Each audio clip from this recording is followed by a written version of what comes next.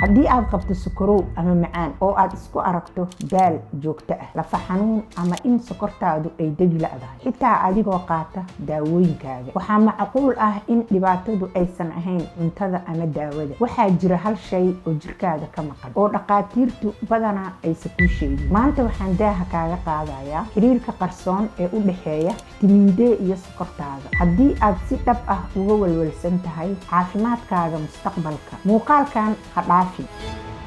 السلام عليكم ورحمة الله وبركاته. soo dhawaada asxaabta qiimaha badan ee maamul sokorta. halka aan kaga hadalno caafimaadka sokorowga iyo siraha yaryar ee badbaadin kara nolosheena. mowduuceena maanta waa mid ka mid ah sirihii ugu waaweynaa ee maamulka xanuunka macaanka. waa maxay xiriirka ka dhexeeya fitamiin D iyo sokorta dhiigga? dad badan waxay u haystaan in fitamiin D-gu yahay keliya nafaqo lafaha u roon, laakiin cilmiga casriga ah wuxuu cadeeyay inuu u shaqeeyo sida hormoon samayn toos ah ku leh unugyada ganaca. insuliintu waa furaha furaya albaabada unugyada si ay sokortu u gasho jirkuna u gubo, laakiin fitamiin D-gu waa saliidda fududaysa in furuhu u shaqeeyo si habsami leh. marka heerka fitamiin D-gu hooseeyo, insuliintu ma furi karto albaabada unugyada, taasoo ka dhigan in sokortu ay ku aruurto dhiigaaga halkii la rabay in loo bedelo tamar. daraasado badan ayaa muujiyey in dadka qaba sokorowga ama kuwa halista ugu jira ay inta badan leeyihiin heer hooseeya oo fitamiin D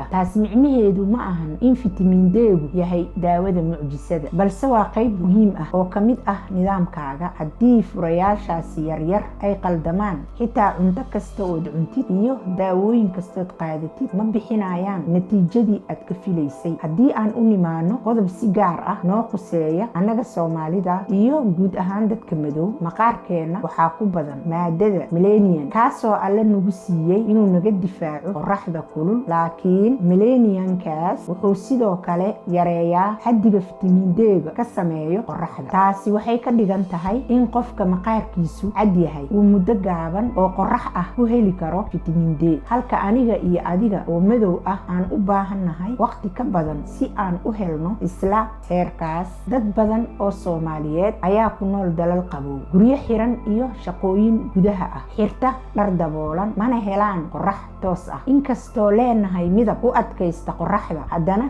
inta badan oo cilmi baaristu sheegtay ayaa muujinaysa bulshooyinka madow ee qurbaha ku nool ay ku badan yihiin yaraanta fitamiin D-ga. taasna waxay saameyn ku yeelataa sokorowga, lafaha iyo difaaca jirka. marka maxaa muhiim ah inaad samayso ka hor inta aadan u ordin kaniiniyada iyo kabka fitamiin D? talada ugu horeysa, soo ogow heerka fitamiin D-gaada. weydii dhakhtarkaaga ama xarunta caafimaadka in lagaa qaado baaritaan dhiig ah oo lagu cabirayo fitamiin D. ogaanshiyahaasi yar ayaa noqon kara furaha go'aaminta haddii jirkaagu u baahan yahay kordhin iyo in kale. haddii baaritaanku muujiyo yaraansho, cilmi baaristu waxay soo jeedinaysaa in nooca fitamiinka uu ahaado D3. waa nooca ugu habboon ee jirku si fiican u nuugo, maadaama uu yahay fat soluble. waa inaad qaadato markaad cunayso cunto dufan leh sida ukunta, hilibka iyo kalluunka ama saliidda caafimaadka leh si jirkaagu si fiican ugu nuugo. waxaa kale oo aad muhiim u ah in lagu daro fitamiin K2, gaar ahaan haddii aad si joogto ah u qaadato fitamiinka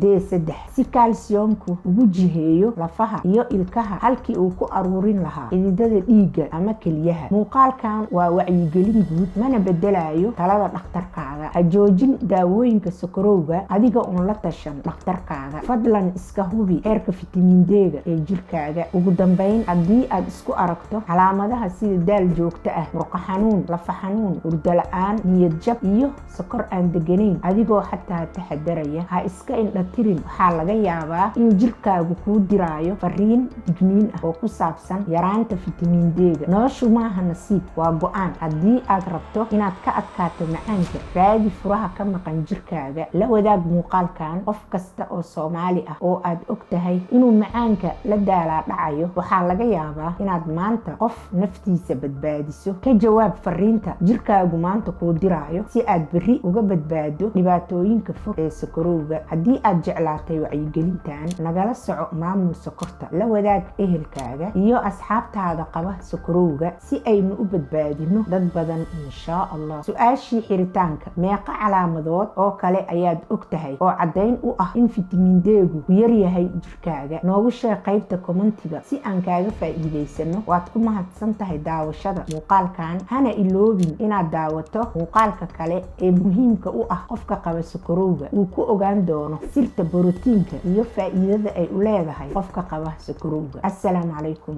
waraxmatullaahi wabarakaatu.